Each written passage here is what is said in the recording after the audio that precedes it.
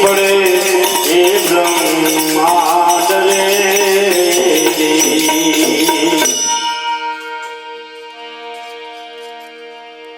પિંડ રે બ્રહ્માંડ થી એ પિંડ બ્રહ્માંડ થી નહીં પર છે ગુરુ પાનબાઈ તેનો હું તમને દેખાડું દઈશ जग में 4 राम है 3 राम व्यवहार चौथा निज चार है ताको करो विचार कौन राम दशरथ घेरे डोले कौन आ घटो घट में बोले कौन राम का सकल पसारा कौन है सबसे न्यारा आकार राम दशरथ घेरे डोले निराकार घटो घट में बोले बिंदु राम का सकल पसारा त्रिभुवन राम सबसे न्यारा त्रण भुवन में जेनु तेज पड़ी रह्यु छे त्रिभुवन राय ए सबसे न्यारा ज्ञानी पुरुषोए एनो उल्लेख कर्यो छे पिंड ब्रह्मांड थी नहीं पर कारण के सोम फाट्या ने 9 खंड भया रस्ता गया भुलाय कहे कबीर धर्मदास को क्या हंसा कहां जाए समाय भाई ये बात गंगा सती पानबाई ने कैसे पिंड ब्रह्मांड थी नहीं पर अपना पिंडनी मालिपा सूक्ष्म से आकाश में वैराट से ईंडेसो पिंडे पिंडेसो ब्रह्मांड है पिंड ब्रह्मांड थी पर से गुरु पानबाई जे पिंडना ब्रह्मांड थी ने गुरु नो देश जे पर से एनो हूँ तमने देश देखाड़ी दो गंगा सती एम बोलिया के न्या नथी लेश माया नो जराय लेश कोई प्रकारनी माया न्या नथी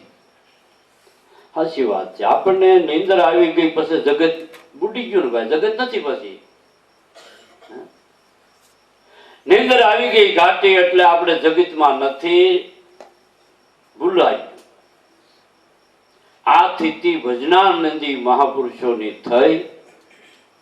અને કાઠે આવીને વાત કરી છે ત્યાં તો વાણી નહોતી સમદને વાડીને તળે તમે બેઠા હો ત્યાં બોલો કાંઈ તો પછી થોડી સંભળાય ભાઈ પણ નિહાળી લીધું વાડીને તળિયે શું છે કાદવ છે કાંકરા છે પથ્થર છે પણ બારે આવીને વાત કરી ને બારે આવીને વાત કરી પાણીમાં ભાઈ તળે કાંઈ બીજું નથી કાંકરા કાદવ પથ્થર છે એ વાત મેં સાંભળી એટલે હું બીજે મીઠો કરવા મેં ક્યાં તળિયે પીડ્યો છું અરે ભાઈ ત્યાં પથરા પીડ્યા પણ ધૂપકો ભાઈ તો ખબર પડે ને આ તો બીજા મારી આવ્યા અને એણે કીધું આમાં કાદવ છે કાંકરા છે પથ્થર છે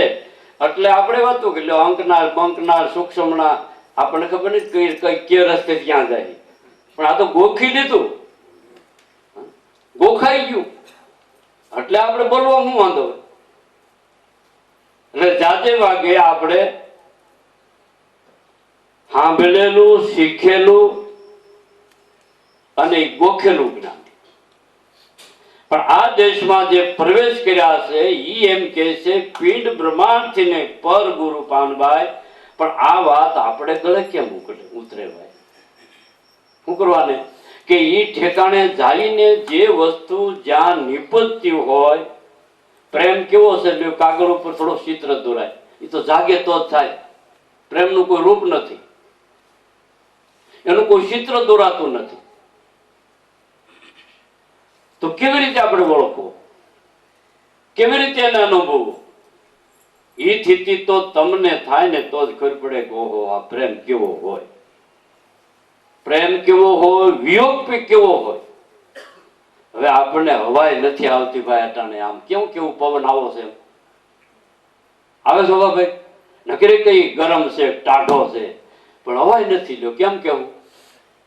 એમ અમુક તેજ એવા છે ભાઈ કે ઈ તેજે ગયા વગર કોઈ સંજોગમાં આ વાત સમજાય કારણ કે અમુક વસ્તુ જેવી છે આપણને વિયોગ થાય ને તો ખબર પડે વિયોગની વેદના શું છે આપણે ભજન કરો તો ભજનની વિયોગની ખબર પડે કે ભજનની પરાકાષ્ઠા શું છે આપણામાં પ્રેમ થાય તો પ્રેમની પરાકાષ્ઠા શું છે તઈ ઘણી સમજાય એવું છે. ત્યાં લગે તો આપણે વાતો કરી લે. હવે આપણે આ જોઈ છે કે આખે બસો ઊંધિયું વળી જાય છે, તેનું ઊંધિયું વળી જાય છે, ઓલા ત્રાસવાદીઓ મારે મારા આમ કોઈ આહુડ આવ્યું કા શું કરવાનું થવું? કારણ કે આહુડ ક્યાંથી આવે પણ એ આપણને થોડો વિયોગ થાય એનો, અને ઢાલે ગયા હોય ખરેખર કઈ આહુડ આવે પછી એકદમ ઓલા કે મોઢું ધોઈ નાખો અને સચમાં ભૂલ સતી ન થાય. પણ કઈ મારા વાલા ઈ પરણે લઈ આવે નથી આવતું, એ તો જાગે તો થાય. એ બધી પરાકાષ્ઠાની વાતો, અને એ પરાકાષ્ઠામાં જીવ પ્રવેશ કર્યો હોય એને જેની ખબર છે. ગુમડું ન થયું હોય આપણને તો લાગે આપણને ગુમડાની પીડા શું ખબર હોય, અને પાટા બાંધવાને શું ખબર પડે. એટલે આપણે જઈ દવાખાને આ ગઠોડો હોય, ડાક્ટરને બોલાવ્યું જો સાહેબ કે શું થયું? ગુમડું. તો કે પીડા મને બતાય કેવી છે? લાલી, કાળી, પીળી. અરે કાકા આની પીડા થોડી બતાવાય કે તો તે વગર મારે દવા કેમ કરવી? ગુમડું છે તમને તો તમારી ગુમડાની પીડા રાતી છે, કાળી છે, પીળી છે, લીલી છે, તો એ બતાવી શકાય ખરી? તો એવી વાત છે. ગુમડાની પીડા જેમ બતાવી શકાતી નથી એમ મહાપુરુષો સમાધિ ભાષામાં તુર્યાતીતમાં જે પ્રવેશ કરી ગયા એ ઠેકાણે તો આપણી એની હવા આવે તોય બસ છે, એનું લેરખું આવે ને તોય ઘણું થઈ પડે એમ. માટે દરેક મહાપુરુષોએ એના ઘણી ભલામણ કરી છે, શિખામણ કરી દીધી છે. કોઈને ખરાબ એને કહેવાની, કોઈને ઉતારી પાડવાની એમની ભાવના નથી. સતને વિશ્વાસે સદાય મુનિવર સીધ્યા, હે કુંભારાણા મારા હરિજનો પોષ્યા, મારા હરિજનો પોષ્યા નિર્વાણ. દરેક નાના મોટા પુરુષો આપણી ગત પરિવારના, ઉગમ ફોજના નાના મોટા, આપણે બધા દાદા રામદેવજીના આસળા ઉપર બેઠા છે. વસન રૂપી અસળો, એ વસન રૂપી અસળા ઉપર દરેક બેઠા છે. એમાં કોઈ નાનો મોટો હારો નરહો નથી. દરેકની સમજણ એ ઘીરે જવા માટેની છે. એ આપણા મહાપુરુષોનો ધ્યેય છે.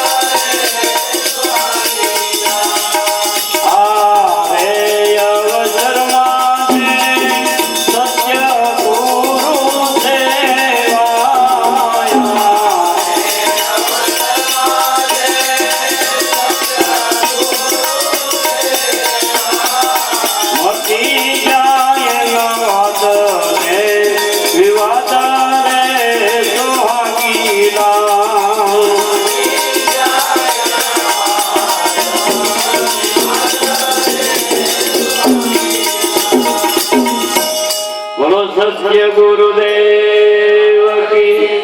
ઉગમ ભોજની રતિરામ બાપાની કરમશીરામ બાપાની દેવારામ બાપાની બલારામ બાપાની લાભેશ્વરના